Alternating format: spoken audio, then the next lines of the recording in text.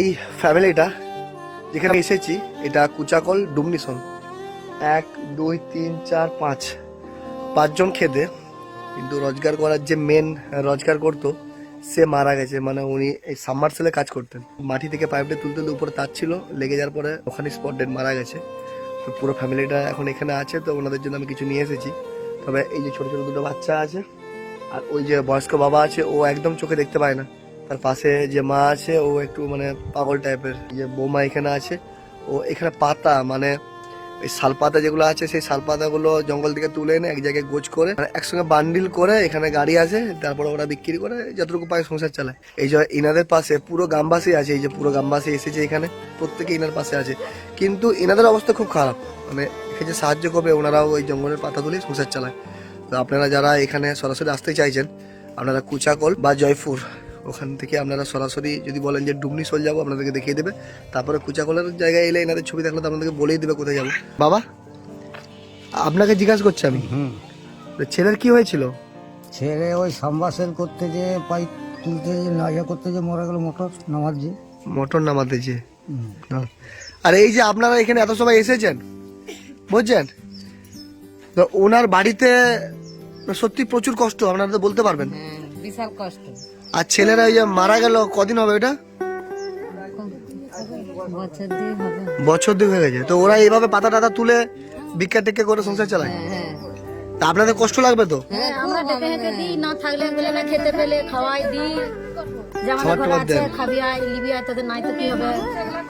ছেলেদিকে দেখলেই মায়া লাগে, আমরা সব ছেলেরা খেতে পায়নি একবেলা। এই গ্রামেতে এইগুলো ভালো, যে গ্রামেতে কি বলুন তো, মানে একজন খেতে না পেলে অন্যজন ডাকে, আমরা সেইভাবেই ডেকে হেঁকে দিই। এই যে আমরা আজকে এলাম, পরে তো আর না আসতে পারি, তবে আপনারা বরাবর এখানে থাকবেন, আপনাদেরকে সারা জীবন দেখতে হবে, যাতে বড় হলে ওই ছেলেগুলো যেন আপনাকে হসপিটাল নিয়ে যেতে পারে, যে না ওই মা আমাকে খাইয়েছিল ছোটবেলায়, আমাকে দেখাচ্ছে ছোটবেলায়। হ্যাঁ, আর এই এত মানুষ এখানে আছে। আচ্ছা, তোমরা যারা ইয়াং ছেলে আছো, কোথায় তোমরা? এদিকে আসো। তো তোমরা এই যে এই শীতকালে ফিস্টি না করে 10 কোটি টাকা করে জোগাড় করতে এনাদেরকে দিতে পারো? অনেক ছেলে আছো তো, চেষ্টা করবে। হ্যাঁ বাবা বলেন। অফিস থেকে ফিটপল এনে ঢাকা দিয়ে দিয়ে যে রেখেছি, ওপর দিয়ে একটু ছাদু পিন্ডি থাকে, আর আমরা যে টপটাপি পড়ে আছে ওখানটি থাকি।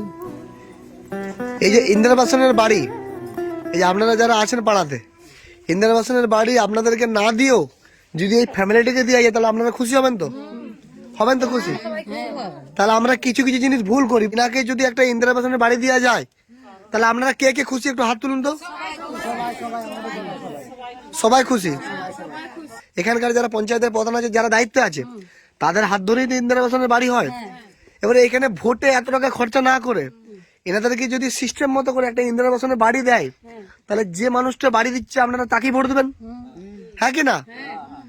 তাহলে ইনাকে একটা বাড়ি দিয়ে যদি ইনার উপকার হয়, তাহলে আমাদেরকে এখানে এত পতাকা টতাকা টাঙিয়ে ভোটের প্রচার করার প্রয়োজন হবে না, তাই তো? এবার ইনাকে একটা বাড়ি দিলে আপনারা বলছেন সবাই খুশি। এই বুদ্ধিগুলো আমাদের নেই, যে আমরা টাকাগুলো খরচা না করে যেখানে যার প্রয়োজন সেই জায়গায় যদি সঠিকভাবে জিনিসগুলো কাজে লাগায়, তাহলে কারো কাছে যে মাথা নত করতে হবে না। চোখ আছে তারা ঘর পাচ্ছে, আর অন্ধ অসহায় লোকটা একটু ঘর পাবার প্রয়োজন, তবু সে পাচ্ছে। কতবার এসেছিল সার্ভে করতে বাবা? 10-12 বার সার্ভে করতে এসছে।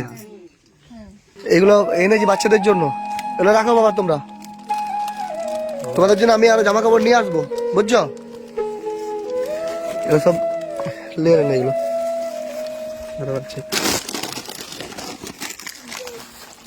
এই বস্তাটা এটা আর বার করতে হবে না, এটা বার করতে হবে না, এখানে রেখে দাও। আর এটা সাবান গুঁড়ি নিয়েছিলাম, বুঝতে পারছেন তো? সাবান গুঁড়ি নিয়েছিলাম, সব বালতিটা ফ্রি দিয়েছে। আর এটা 1000 টাকা আছে, এটা আপনাকে দিলাম বাচ্চাদের জন্য, যদি কিছু কিনে আনা হয় বা আপনার যেটা ভালো হয় সেটা কাজে লাগাবেন, বুঝছেন বাবা? তাহলে আপনি যে কাজটা করছেন সেটা আপনাকে করতে হবে। এগুলো কি লাঠি তো, ওদেরকে মানুষ করতে হবে।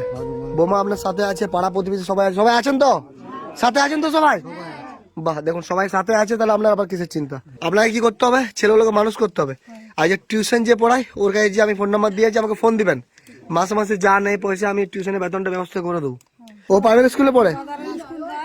তুমি মলয় প্রাইমারি স্কুলে পড়ো? আর ও বড় স্কুলে? তো যাও কিসে? হেঁটে যায়, সাইকেল দিতে পারেনি, লোকের ছেলের সঙ্গে যায়। লোকের ছেলের সঙ্গে তো দেখি একটা আমি ওকে সাইকেল যদি দিতে পারি, আর ও তো সামনে স্কুলেই যায়, আর দুজনকে ভালো প্রাইভেটে ভর্তি করবেন, ভালো করে মানুষ করবেন, যাতে করে আপনাকে বরাবর কষ্ট না করতে হয়। বাবু দুদিন আর সাইকেলের ব্যবস্থা করছি আমি, আর তুমি তো এখানে স্কুলে পড়ো, তুমি একটু আর কি হিরো, তাই না? হ্যাঁ ঠিক আছে, রে করছেন তো দিদি, আসলাম।